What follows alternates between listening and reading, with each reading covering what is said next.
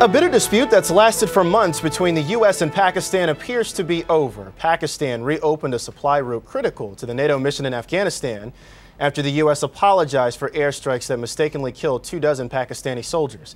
We're also following two other important developments in the Middle East involving Syria and Iran. Joining us is Pamela Falk, CBS News Foreign Affairs Analyst. Pam, good morning to you. Good morning, Terrell. Let's talk about Pakistan first. Seven months later, finally an I'm sorry from the U.S. to Pakistan over the deaths of those Pakistani soldiers back in November. That was a well-choreographed apology. Absolutely. They parsed the apology, and this was Secretary of State Clinton apologizing and saying she's sorry for the deaths of the soldiers. And there's quite a bit of but not for the attack. And because the attack had mistakes on both sides. And what took so long? Well, it took 7 months, and part of that was a lot of diplomatic maneuvering, finding out what was the deal, what was wanted by the Pakistanis to reopen these NATO routes. And these are very important routes. But there is a history, an interesting history of apologies in American diplomacy. JFK apologized for the Bay of Pigs. Ronald Reagan apologized for the Japanese internment in World War II.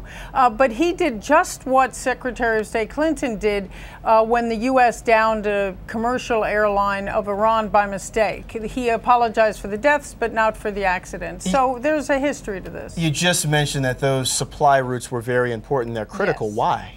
They're very critical because it's the most direct route to go through Pakistan to Afghanistan. And otherwise, the U.S. has to take all of these supplies, mainly for the purpose of drawing down U.S. troops, which is what the United States is trying to do. Get out of Afghanistan. They'd have to take them all the way down to the port. And that cost a lot of money. It cost about $2 billion. And there was an agreement to also pay arrears to the Pakistani government. So this is all what took so long to negotiate. U.S.-Pakistani relations, are we seeing a mending of ties? Yes, this is definitely a mending of ties. However, there are a lot of troubles down the line. There are a lot of relationships, perhaps with the ISI, the Pakistani intelligence, with the Haqqani network. U.S. is trying to get, and President Obama is trying to get them to crack down on it more. The Pakistan Taliban is still involved in a lot of terror, and so is the Afghanistan Taliban. So how that all plays out as the U.S. tries to leave, and you've seen a lot of accidents recently and killings recently. Let's go to Syria now. Human Rights Watch releasing a report saying that Syrian security forces are running torture centers against the opposition. What's the global response? Oh, the global response is that people are horrified. I mean, the details in this, there were about 200 interviews that they did, and they were electrocutions and sexual attacks and all sorts of torture. And this was in security forces detention. So other things were that many of the dissidents disappeared, and there were at least 13 cases of children and a few hundred children who had also been detained.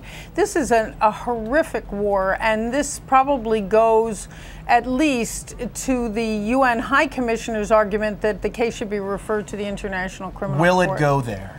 I think once Russia comes around, and that's a big question, it may very well. That may be one of the things Russia is willing to do, but then it limits where Assad can go. And one of the things the United States would like and other Western countries would like is for Assad to leave so they can move on with a transition. Let's go to Iran now. That country is saying that it successfully fired a long-range missile that could possibly reach Israel and U.S. bases in the area.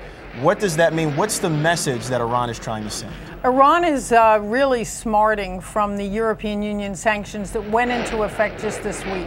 And those involve banking, those involve the oil deliveries, those involve just about everything.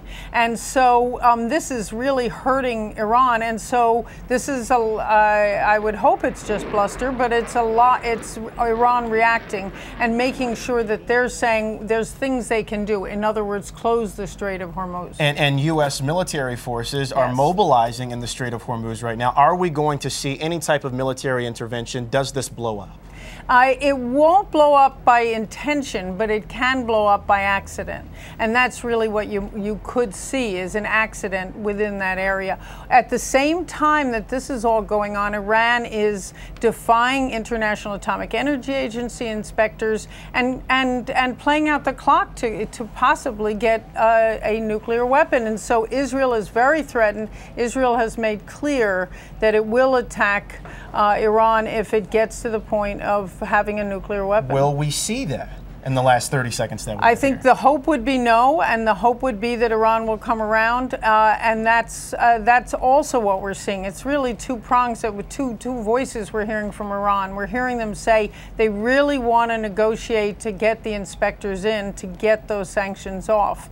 At the same time, they're still developing it. So one would hope they don't get the nuclear technology. The viruses that have been in their computers have slowed them down. One would hope that that won't explode. The Middle East is the biggest trouble area to watch. We know that we asked you to carry a heavy load coming in this morning to talk about all that. Pamela Falk, Foreign Affairs Analyst. Pam, thank you so much. Good to be here, Terrell.